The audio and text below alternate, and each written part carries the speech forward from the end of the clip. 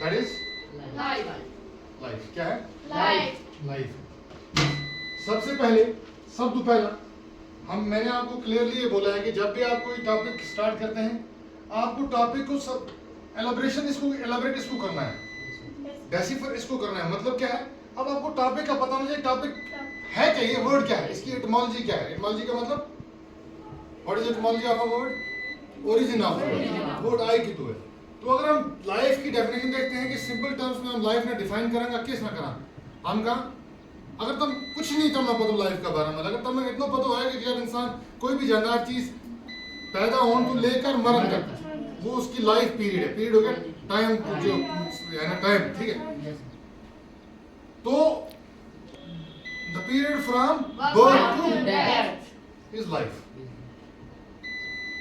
Life की nexus जो connection है, याद रखिए ये लिविंग थिंग्स ना हुआ है, नहीं समझाई? दिस इज अ टेबल है ना, इसको लाइफ है इसके पास नहीं। लाइफ की नेक्सस जो है, जब आपके दिमाग में लाइफ का कंसेप्ट पड़ेगा आपके दिमाग में एक आइडिया पॉप अप होना जाना चाहिए, दैट इज कि लाइफ जो है इसकी नेक्सस लिविंग थिंग्स के साथ है, ठीक है। अच्छा, अब लाइफ जो है ये जो आपका चैप्टर है life, this is a conversation. क्या है ये? कन्वर्सेशन को मतलब है बातचीत है, डायलॉग है, लेकिन एक्चुअल में ये जो थी ये पोएम जो थी ये डोगरी में लिखी गई थी। एक डोगरी एक लैंग्वेज है ना, जो किस साइड बोली जाती है? जम्मू साइड बोली है ना हमारी स्टेट। तो डोगरी में लिखी गई थी। किसने लिखी थी? हमने ये चैप्टर पढ़ चुके हैं ऑलरेडी, ठीक है। रामनाथ शास्त्री ने लिखी थी एंड ट्रांसलेट किया गया था इंग्लिश में शिवनाथ में। वहां पर पोम थी, ये क्या थी? यहाँ पर क्या हो गई? यहाँ पर डायलॉग बनाकर इसको पेश किया गया है। इस डायलॉग में क्या है, इसकी मेन चीजें मैंने आपको यहाँ पर लिखी भी है, हमने पढ़ा भी है ऑलरेडी, हम पूरा चैप्टर पढ़ चुके हैं, ठीक है।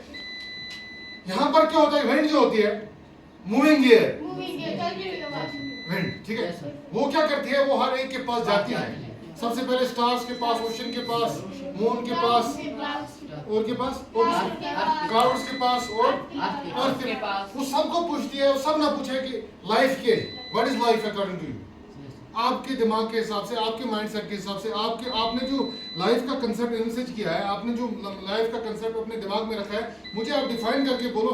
विंड हर एक के पास जाती है, कन्वर्सेशन डायलॉग है ना, वो पूछती है कि व्हाट इज लाइफ, ठीक है।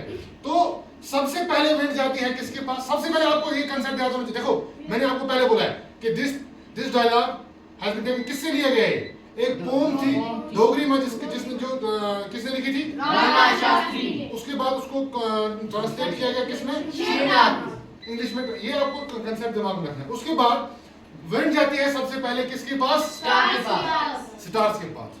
स्टार्स के पास जाती है, उनको पूछती है what is life according to you, आपके हिसाब से जिंदगी क्या है? स्टार्स के की शाबाश, एक कोई बोलेगा, सब नहीं बोलेंगे, शाबाश। स्टार्स क्या बोलते हैं? अगर आपको एक थोड़ा सा कंसेप्ट होगा इसका जो मैंने आपको पढ़ाया था। स्टार्स क्या है बेटा? स्टार्स क्या बोलते हैं? To shine with one's own brightness is life.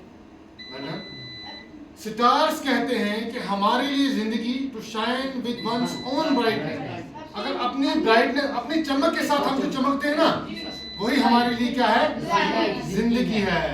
और एक कल भी किया था उसमें कि life of dependence is no life.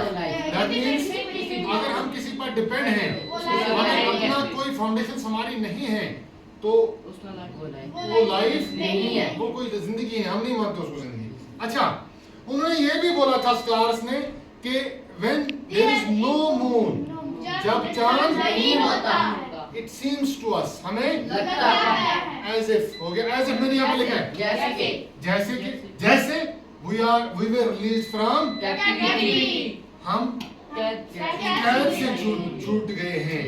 अच्छा, तारा क्यों लगा? When there is no moon, सबसे पहले आपको ये देखो, अगर आपको इंग्लिश अच्छी तरह से पढ़नी है, एक और बात याद रखना है, हमेशा हमें ये कंसेप्ट एनवर्सिज करना चाहिए, पकड़ के चलना चाहिए कि मदर टंग में जब हम पढ़ेंगे अपनी माँ बोली माँ, गोजी माँ, कश्मीरी है, ठीक है, पहाड़ी माँ, वो कंसेप्ट होना जरा दिमाग में क्यों है? पूरा हमारा दिमाग में ठीक ठाक बैठ जाए, हम समझ सकें। लेकिन अब इंग्लिश क्या है? What is English? लैंग्वेज, कोई जबान है ना, बोली है ना, इंग्लिश लैंग्वेज। तो अगर आपको कोई लैंग्वेज पढ़नी है तो सीधी सी बात है, आपको लैंग्वेज सीखनी पड़ेगी। एक भी गोजी मतलब मैं तुम्हें समझाऊंगा, लेकिन कोशिश ये करनी है कि हमें लैंग्वेज बोलनी आनी चाहिए। इंग्लिश का मेन पढ़ने का मकसद ये है कि आपको क्वेश्चन आंसर रट के याद नहीं करने हैं। आपको ये होना चाहिए कि अगर आप 8th क्लास में हैं, अगर आप 8th क्लास पास करके यहाँ से जाएंगे इंशाल्लाह, आपको ये एक सेटिस्फेक्शन होनी चाहिए बाद में कि नहीं I can communicate in English, मुझे मैं इंग्लिश में कम्युनिकेट कर सकती हूँ या कर सकता हूँ, ठीक है, जरूरी है। तो इंग्लिश पढ़ने का मेन मतलब यह है कि हमें कम्युनिकेशन स्किल्स जो अपने हैं वो इम्प्रूव करने हैं, ताकि हम अपनी कम्युनिकेशन किस लिए करते हैं, अपनी मैसेज दूसरे को देने के लिए, ठीक है, समझे बात, ताकि अगर हम कहीं भी जाएं, इंग्लिश एक यूनिवर्सल लैंग्वेज बन चुकी है, हम अपनी मैसेज दूसरे तक पहुंचा सके, ठीक है। तो इसमें क्या है, देखो आप ये चीज याद रखोगे कि जो वर्ड्स आप पढ़ते हैं, जैसे मैंने बोला कैप्टिविटी, कैप्टिविटी क्या हुआ, इसको आप इनकार्सिरेट भी लिख सकते हैं, मैंने बोला आपको इनकार्सिरेशन भी बोलते हैं कैद को, ठीक है।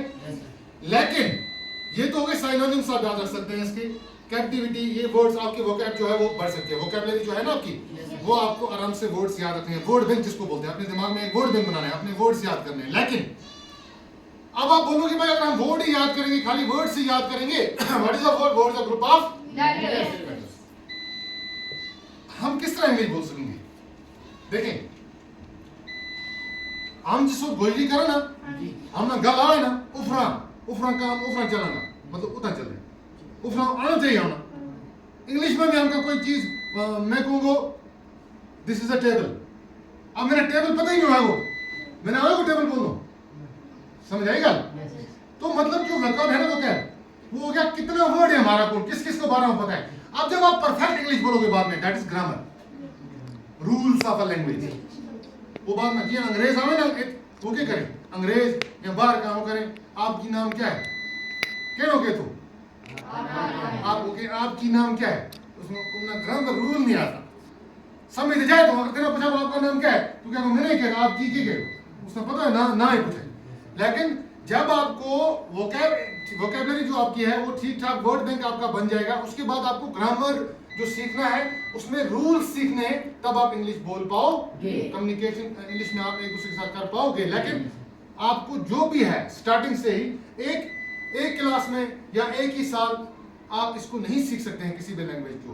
You have to infuse things gradually का मतलब है आहिस्ता आहिस्ता आपको इन्फ्यूज चीजें करनी, ठीक है, इन्फ्यूज का मतलब अपना अंदर चीज देंगे आहिस्ता आहिस्ता, ठीक है, ग्रेजुअली आहिस्ता आहिस्ता थोड़ा बहुत आप पहला वोकैब सीखेंगे, फिर ग्रामर सीखेंगे, फिर सीखेंगे नाउन्स के, प्रोनाउंस के, है ना, वर्ब्स के, एक्शन वर्ड्स किस तरह के, डूइंग वर्ड्स किस तरह के, एडजेक्टिव्स किस तरह के, ठीक है। ये एक लंबी एक जो है सीक्वेंस है जो आप आराम से इस सीक्वेंस को एक दिन इंशाल्लाह ऐसा आएगा कि एक सीक्वेंस आपके वेट में सारी होगी, तो आप आराम से ये कम्युनिकेट इंग्लिश में कर सकेंगे। तो मैंने बोला कि स्टार्स जो थे, हम रिवाइज कर रहे हैं इस चैप्टर को, स्टार्स जो थे, स्टार्स ने बोला कि life of dependence is no life, to shine with one's own brightness is life. At the same time stars ने ये भी बोला कि when there is no moon, जब चांद नहीं होता, it seems to us, हमें ये लगता है as if we were released from captivity, हम कैद से छूटे। इसको मतलब क्या, देखना मैं समझना पहले बात को, इसका मतलब ये है कि तुम्हें पता है कि अगर इतना जो जुगनू बल है, जुगनू है ना, जुगनू दिखे या फिर कैंडल बल है, ऊपर लाइट आ जाएगी बड़ी, जो एलईडी बल्ब जल जाएगा, कैंडल की लाइट नोटिस होगी है, कैंडल की पहले तो पूरा कमरा लो कैंडल ना थी ना, और जिसको ज्यादा हम बालांगा ऊपर एलईडी बड़ो सारा बास कैंडल नोटिस होगी। इसका मतलब कैंडल तई तारा बेचारा रोने लगा, तारा कि जिस वक्त मून आ जाए ना वो तो नोटिस नहीं होता।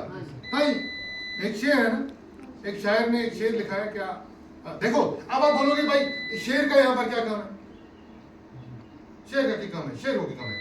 आज की जो आपकी हमारी जो टीचिंग लर्निंग अप्रोच है वो इंटरडिसिप्लिनरी अप्रोच है, याद रखें। इंटरडिसिप्लिनरी अप्रोच का ये मतलब है कि आपको अगर एक बुक आप पढ़ रहे हैं, सोशल साइंस पढ़ रहे हैं, सोशल स्टडीज पढ़ रहे हैं, साइंस पढ़ रहे हैं, वहां पर नेक्सिस मैथ के साथ भी है, वहां पर नेक्सिस इंग्लिश के साथ भी है, उसकी नेक्सिस उर्दू के साथ, नेक्सिस को मतलब कनेक्शन, ठीक है।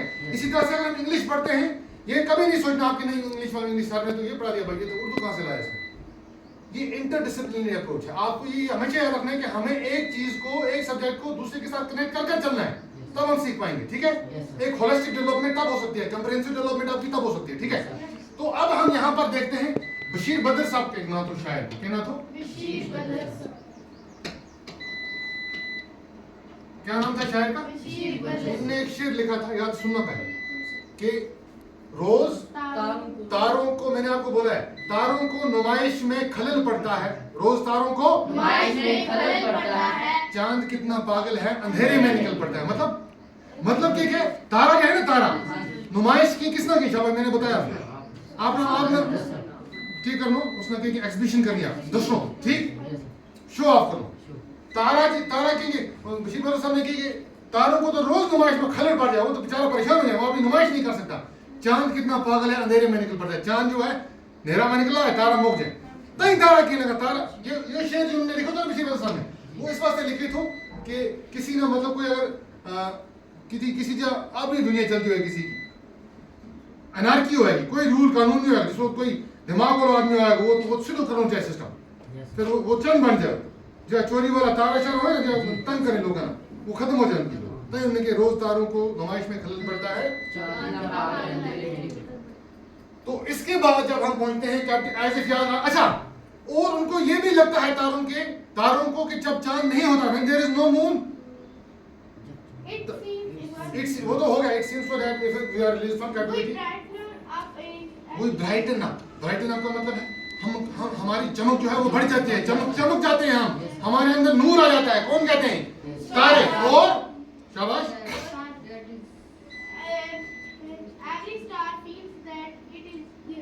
हाँ, तब एवरी स्टार, हर एक तारे को ये लगता है, every star feels that I am here, मैं यहाँ हूँ। जब उनकी चमक नहीं होगी, उनको लगा, और उनके मिलियंस ऑफ कंपेनियंस होते हैं। कंपेनियंस किसना की? साथी होते हैं। किनको लगता है ये? स्टार्स को ये भी लगता है कि जब मून नहीं होती है, हमारे मिलियंस ऑफ, अच्छा मिलियन क्या हुआ बेटा? याद रखना, मिलियन कितना हो गया? 10 लाख, 1 मिलियन हो गया, ठीक है? नहीं समझ आई बात? 10 लाख हो गया, 1 मिलियन है भी कितने तारे हैं, ठीक है? तो मिलियंस ऑफ कंपेनियंस आ गया, ये भी उनको लगता है हमारे, ये चीजें आपको याद रखें, मिलियन किसको बोलते हैं, ठीक है? ये मैजिक चीजें, बाद में आपको ग्रामर्स के रूल सीखने हैं, तो इंशाल्लाह आप अच्छी तरह से कम्युनिकेट कर पाएंगे इंग्लिश में, ठीक है? इतना होता है इसके लिए। ये इसको फिर से एक बार आप रिवाइज कर लेना घर में जाके, ठीक है?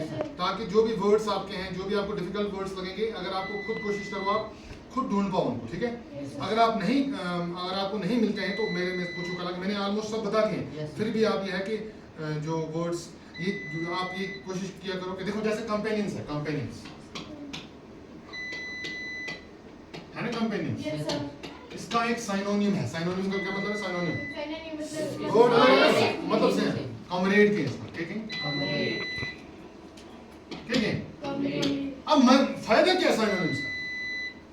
अगर आपको कंपेनियंस याद नहीं आ रहा ना, आपको कॉमरेड याद आ, आप ये यूज कर सकते हैं, ठीक है? समझ आई बात? तो ऐसी चीजें हो, कंपेनियंस का क्या हो सकता है और मैं किस तरह से इसको ढूंढ सकता हूँ दोस्तों, ठीक है? ये चीजें आपको सीखनी, ठीक है? और इसको अच्छी तरह से रिवाइज करना, तो उसके बाद हम इंशाल्लाह कर लेंगे, ठीक है? चलो।